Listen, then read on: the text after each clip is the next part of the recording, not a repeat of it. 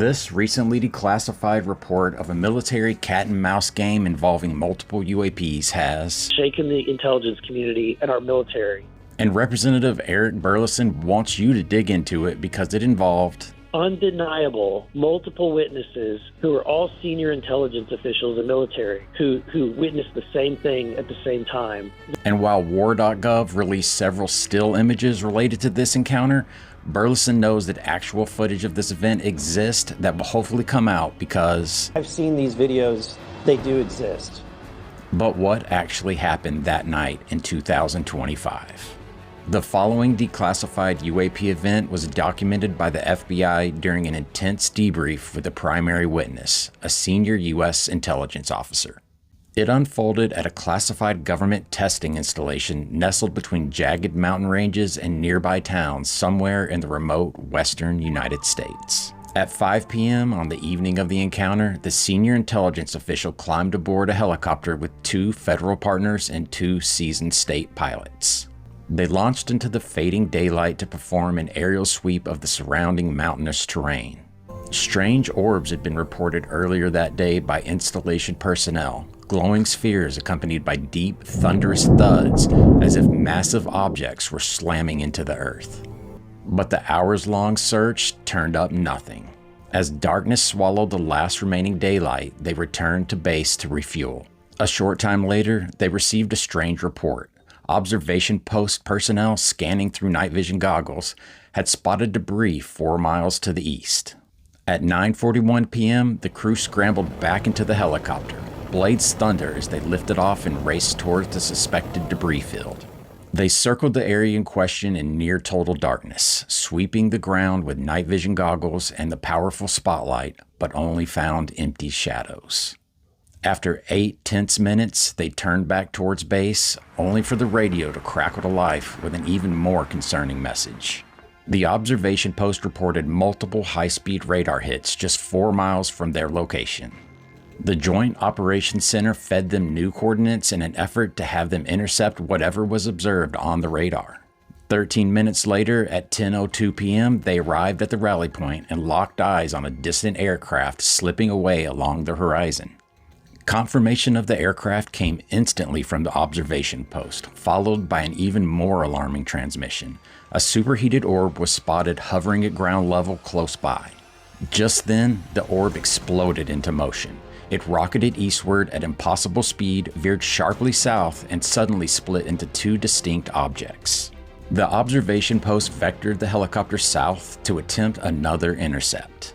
5 minutes later, at 10:07 p.m., the JOC warned the helicopter pilots that 5 military aircraft had entered the shared airspace on a training mission. The helicopter reached the new intercept coordinates and began a desperate search with FLIR night vision goggles and the naked eye.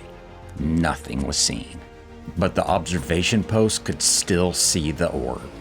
They reported that the orb rapidly accelerated into the air, climbing straight toward the helicopter until it passed within 10 feet. Then it streaked east like a rocket. The pilot aggressively gave chase, only for the radio to interrupt his effort by informing him that the orb was now 20 miles away. The helicopter was no match for the orb's flight performance. At that moment, the co-pilot caught sight of it through his night vision goggles. It had split into 2 orbs, and he observed something emerging from them that took off in a different direction at tremendous speed. The helicopter hovered in place, waiting for direction, when suddenly the entire crew witnessed a massive swarm of lights, too many to count, streaking in every direction as the swarm drifted to the south. At 10:27 p.m., visual contact with the swarm was lost, and the Joint Operations Center announced that they canceled the exercise of the 5 military aircraft and redirected them to assist the lone helicopter in their search for the UAP. That was when the sky truly came alive. The helo pilots suddenly spotted 2 enormous orbs hovering side by side directly above them. The orbs flared brilliantly, stationary, menacing. Glowing ovals with fiery orange exteriors and blinding white centers, radiating light in all directions, illuminating the shocked faces of the crew. Seconds later, a 3rd orb ignited below the first 2, then a 4th, then a 5th, until 5 blazing orbs hung in a vertical column of light. They held their position, then slowly flared out in reverse order, vanishing into the darkness. 1 minute later, 4 or 5 identical orbs were observed to the west, ominously positioned directly over the 5 inbound military aircraft. They flared up one by one in a perfect horizontal line, burned intensely for 10 to 15 seconds, then extinguished in the reverse sequence. 5 minutes after that, another formation flared up to the east, near a small town, same horizontal pattern, same eerie precision. 8 minutes later, yet another flare-up erupted west of the military installation, over the mountains. They too flared down and disappeared into the night. At 10:49 p.m., a new swarm erupted, but this one included 3 distinct orbs locked in a tight triangular formation. After several seconds, they too flared out. 3 minutes later, positioned 10 miles north of the installation, the crew watched 5 or 6 orbs ignite over a local town to the east, flaring up one at a time in a horizontal formation before extinguishing in reverse. At 10:57 p.m., 4 more orbs flared up directly above the 5 military aircraft yet again as they made their final descent back to the base, burning brightly before vanishing.